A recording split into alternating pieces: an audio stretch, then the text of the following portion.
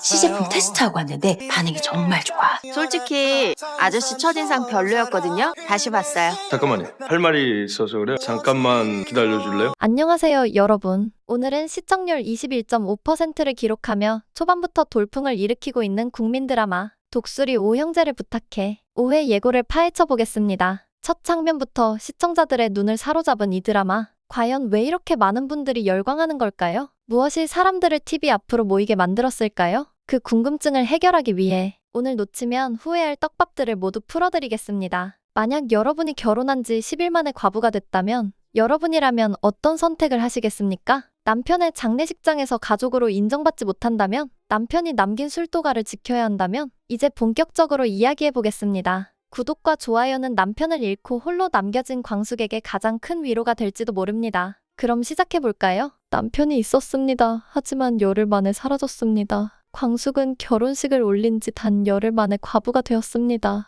행복했던 순간은 순식간에 끝났고 그녀의 삶은 완전히 바뀌었습니다. 장수가 사고를 당했다는 말에 광숙은 모든 걸 뒤로 한 채 달려갔습니다. 그리고 그곳에서 마주한 현실은 그녀가 생각했던 것보다 훨씬 더 잔인했습니다. 광숙은 남편을 잃고 사흘째 장례식장을 지키고 있었습니다. 하지만 어머니 주실은 결혼한 지 열흘 만에 과부가 된 딸이 상주 역할을 하는 것이 납득되지 않았습니다. 과부가 된 것도 억울한데 조문객까지 맞이하는 게 말이 되느냐며 둘째 천수에게 상황을 정리해달라고 부탁했습니다. 이 말을 우연히 들은 셋째 흥수는 분노하며 말했습니다. 우리 형 마지막 가는 길인데 혼자 가라고요? 사돈어른은 낙장불 입이라는 말도 모르십니까? 공주실이 젊은 사람이 예의가 없다며 나무라자 흥수는 오히려 무례한 것은 어른들이라고 맞섰습니다. 광숙은 장수의 영정사진을 바라보며 흐느꼈습니다. 퇴근 시간 맞춰 데리러 오기로 했잖아요. 왜 약속을 지키지 않으셨어요? 어떻게 저만 두고 먼저 떠날 수가 있어요?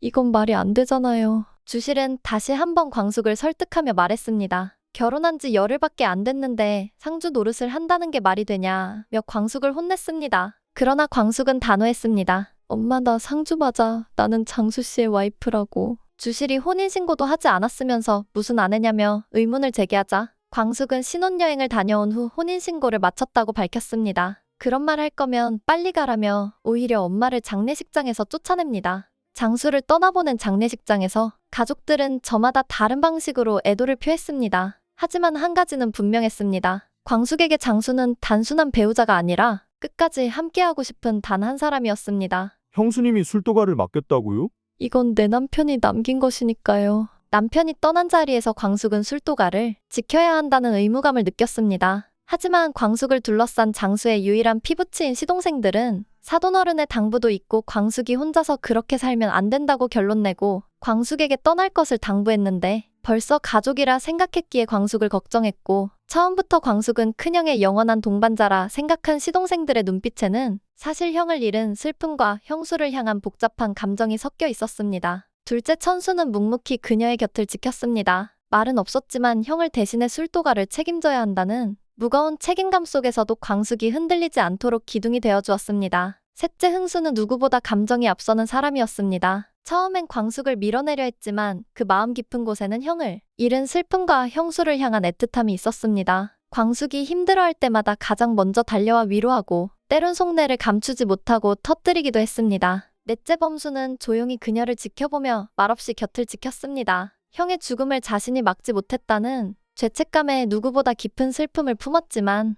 형수에게만큼은 그 감정을 보이지 않으려 했습니다. 하지만 광숙이 힘들어할 때마다 조용히 물을 건네고 그녀가 넘어질 땐 망설임 없이 손을 내밀었습니다. 막내 강수는 어린 나이에도 불구하고 광숙을 친누나처럼 따랐습니다. 형을 아버지처럼 여기며 살았던 강수는 이제 광숙이 가족의 일부라는 사실을 누구보다 먼저 받아들였습니다. 어린 마음에도 형수를 지켜야 한다는 생각에 누구보다 적극적으로 그녀의 곁을 지키려 했습니다. 광숙은 혼자가 아니었습니다. 형을 잃은 상실감 속에서도 그녀를 지켜보며 각자의 방식으로 다가오는 시동생들이 있었습니다. 형수를 향한 믿음은 처음엔 어색하고 서툴렀지만 시간이 지나며 더욱 단단해지고 있었습니다. 남편이 사라진 후 광숙은 큰 결심을 했습니다. 술도가를 지키기 위해 모든 걸 걸기로 한 것입니다. 우체국에 사직서를 냈고 남편이 마지막으로 남긴 술 장방주를 그대로 재현하는데 성공했습니다. 광숙 못지않게 술도가를 지키려는 사람들도 있었습니다. 공장장 고자동은 술도가가 문을 닫을 위기에 처하자